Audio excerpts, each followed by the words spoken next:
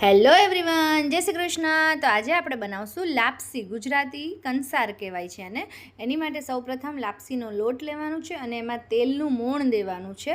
મુઠિયા વળતું મોણ દેવાનું છે. જો હમણાં હું તમને બતાવીશ એ રીતનું મોણ નાખવાનું છે. આમ હાથમાં છે ને લોટ આખો ભેગો થઈ જાય એને કહેવાય મુઠિયા વળતું મોણ. આ રીતનું મોણ નાખવાનું છે લાપસીમાં.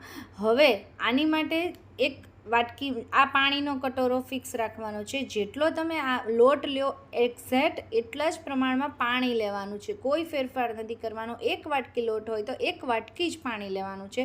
એક તપેલી લોટ હોય તો એક તપેલી પાણી લેવાનું છે.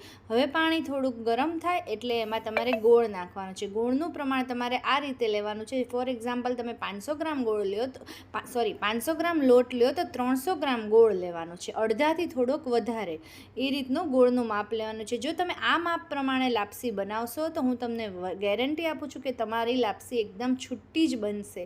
હવે ગોળમાં થોડોક પ્રમાણમાં કચરો હોય છે તો આપણી લાપસીમાં કોઈ પ્રકારનો કચરો ન આવે માટે આવી રીતે ગોળ ઓગળે એટલે એને આવી રીતે પાણી એકવાર ગાળી લેવાનું છે, જેથી કદાચ પણ કોઈ પ્રકારનો કચરો હોય તો એ કચરો નીકળી જાય છે. હવે ગાળેલું પાણી પાછું આવી રીતે લાપસીનું જે વાસણ લીધું હોય એમાં રાખી દેવાનું છે. હવે પાણી ગરમ થાય એટલે એમાં 2 ચમચી ઘી, નાની 2 ચમચી, મોટી હોય તો 1 ચમચી અને 1 મોટો ચમચો ભરીને તેલ નાખવાનું છે.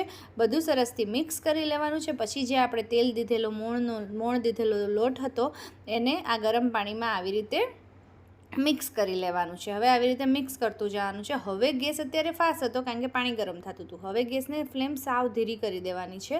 સાવ એટલે સાવ ધીરી, તમે જોઈ શકો છો. હવે ચમચાથી નથી હલાવવાનું, ઓથેન્ટિક રીતે લાકડાના વેલણથી હલાવવાનું છે. અને હલાવવાનું બિલકુલ નથી, ખાલી હળવે હાથે સ્પ્રેડ જ કરવાનું છે.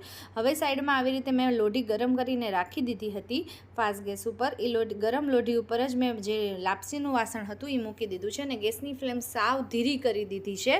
અને આવી રીતે થાળી ઢાંકી અને હવે 1 કલાક સુધી એને ધીરા ગેસે ચડવા દેવાનું છે. દર થોડીક વારે આવી રીતે ચોકડી પાડીને હલાવવાનું છે. સાવ એકદમ નથી હલાવી લેવાનું, નકર લાપસી તમારી ચીકણી થઈ જશે. આવી રીતે ચોકડી પાડવાની છે ધીરે ધીરે બસ એવી રીતે દર 10-12 મિનિટે એકવાર આવું સાવ હળવે હાથે નીચેથી ઉપર સુધી હલાવી લેવાનું છે. આખું એને ઉથલાવવાનું નથી, નકર તમારી લાપસી ચીકણી થઈ જશે. અને આવી રીતે 1-8 કલાક સુધી તમારે આવી રીતે ધીરે ધીરે દર 10 મિનિટ હલાવતા રહેવાની પ્રોસેસ કરવાની છે.